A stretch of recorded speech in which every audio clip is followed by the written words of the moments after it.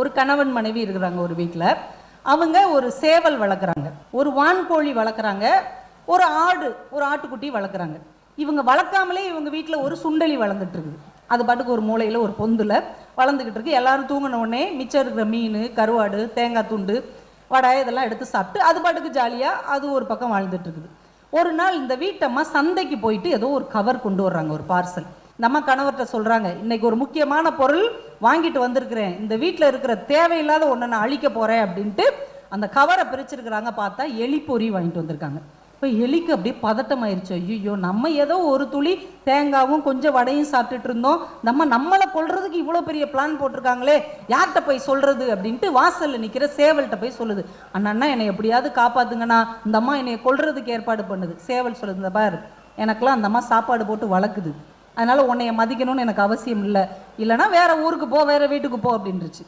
வான்கோழிட்ட போய் கெஞ்சுதா, காக்கா நீயாவது என்னைய காப்பாத்துக்கா, எனக்கு பயமா இருக்குதுக்கா. அதெல்லாம் ஒன்றும் சொல்ல முடியாது தம்பி, எனக்கு வேலைக்கு அந்த மாதிரி நல்லா சாப்பாடு கொடுக்குறாங்க, நான் ஜாலியாக இருக்கிறேன், உனக்கெல்லாம் சப்போர்ட் பண்ண முடியாது, போயிட்டே இரு அப்படின்னா.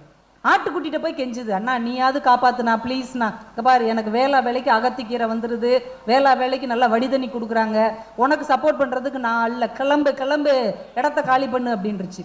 இது நைட்டு அப்படியே கண்ணீரும் கம்பளையுமா அதோடைய பொந்தில் உட்காந்து பார்த்துட்டே இருக்குது. இந்த அம்மா நல்ல சுவையான ஒரு மீன் வறுத்து அந்த எலி பொரியில் மாட்டிட்டு படுத்துட்டாங்க. இப்போ எலிக்கு பசிக்குது, மீன் துண்டு வான்னு இழுக்குது, ஆனாலும் அது அப்படியே புலன் அடக்கத்தோட கண்ட்ரோல் பண்ணிட்டு உட்காந்துருக்குது. ஒரு 12:30 மணிக்கு டமால்னு ஒரு சத்தம், எலி பொறி அப்படியே சடார்னு அடைச்சிருச்சு. இந்த அம்மா எந்திரிச்சு ஓடி வருது, எங்க அந்த எலி மாட்டிக்கிடுச்சு, சீக்கிரம் லைட்டை போடுங்கன்ட்டு. நீ இவ்வளோ நாள் எவ்வளோ சேட்டை பண்ணு, அந்த எலி பொறிக்குள்ள கையை விடுறாங்க, லைட்டை போடுறாரு. அப்பதான் தெரியுது உள்ள மாட்டிக்கிட்டது ஒரு குட்டி பாம்பு. படக்குன்னு இந்த அம்மா கையில கொட்டிருச்சு. அது ஆஸ்பத்திரிக்கு கூட்டு போறாங்க. டாக்டர் பார்த்துட்டு, இல்லை சின்ன பாம்பு தான், அதனால ஒன்றும் நீங்க பதட்டப்பட வேண்டாம், கோழியோ சேவலோ இருந்தால் அதை சூப் வச்சு கொடுங்க, 2 நாள் சாப்பிட்டா சரியா போயிடும் அப்படின்ட்டாங்க. சரின்னு வீட்டுக்கு வந்த உடனே அந்த சேவலை அடிச்சாரு, சூப்பு வச்சு மனைவிக்கு கொடுத்துட்டாரு.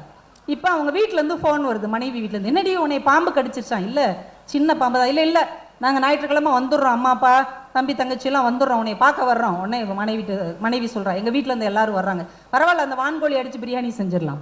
வான்கோழி அடித்து பிரியாணி செஞ்சுட்டு அவங்க பாட்டி சொல்லுது, வெத்தலை அடிச்சுக்கிட்டே, சின்ன வயசுலேயே சொன்னேன், இவ்வளோ ஒரு நாய் கடிச்சப்ப சொன்னேன், தெய்வ குத்தம் இருக்குடா, ஏதாவது ஆடு வெட்டி குலதெய்வத்துக்கு பூஜை பண்ணுங்கன்னு சொன்னேன், உங்கள் அப்பன் கேட்கவே இல்லை, அதான் இப்போ வந்து பாம்பு கடிச்சிருச்சு.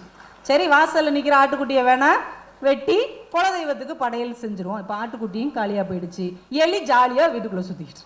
எப்போதுமே அடுத்த வீட்டில் பற்றுகிற தீ நம் வீட்டுக்கு வராது என்று நம்பிக்கொண்டிருக்கிற முட்டாள்தனத்திலிருந்து முதலில் நாம் வெளியே வர வேண்டும்.